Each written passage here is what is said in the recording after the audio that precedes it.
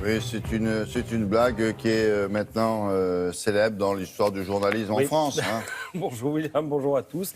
Effectivement, si tout se passe normalement, vous devriez avoir droit, d'ici la fin de la journée, à la sempiternelle blagounette que les journalistes adorent vous resservir lorsque les forces de l'ordre sont dans la rue. Ils étaient 50 000 selon les organisateurs et 50 000 selon la police. Alors oui, aujourd'hui, ce sont les policiers qui manifestent, ras-le-bol de la haine anti-flic, ras-le-bol d'être accusés de violence alors qu'ils estiment plutôt servir de cible. Bref, il y a du bleu à la une de pas mal de quotidiens. Ils ont le blues, comme le titre le Télégramme, et pas seulement à cause des agressions dont ils sont victimes dans le cadre des manifestations contre la loi travail, car il y a tout le reste, les gardes statiques post-attentat, la gestion des migrants à Calais, la perspective de l'Euro de foot, un équipement qui laisse parfois à désirer et des horaires dont l'amplitude ne cesse de grandir. Tous les motifs de la colère sont listés ce matin dans la Croix. Libération préférant s'efforcer de tempérer les doléances policières au prétexte que dans un contexte de rigueur, des centaines de millions d'euros ont tout de même été débloqués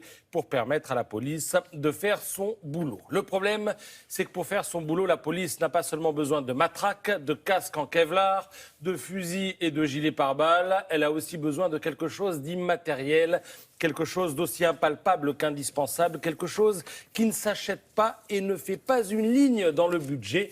Ce quelque chose, c'est l'ordre, les consignes. Et à ce propos, le Figaro se fend d'un édito plutôt sévère ce matin, limite accusateur.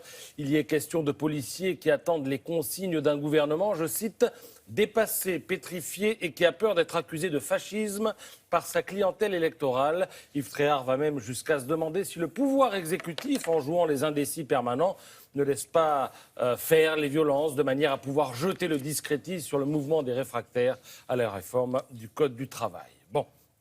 Ce ne serait pas la première fois qu'une décision politique serait guidée par le cynisme, mais le pire n'étant jamais sûr, on laissera au Figaro la paternité de cette analyse, même si l'ancien patron de la police nationale, Frédéric Pechnard, toujours dans le Figaro et au nom des Républicains, pose une sacrément bonne question ce matin. Est-il concevable que la place de la République soit occupée depuis 1 mois et demi en plein état d'urgence ? Alors sinon, toujours dans le Figaro, ce chiffre, 343 policiers et gendarmes blessés en marge des manifestations contre la loi El Khomri. 343, ça vous paraît beaucoup, oui, mais c'est le chiffre de l'amour. Qu'est-ce que ça serait si les Français détestaient ces messieurs de la maréchaussée ? Car oui, les Français vous aiment, c'est écrit à la une du Parisien.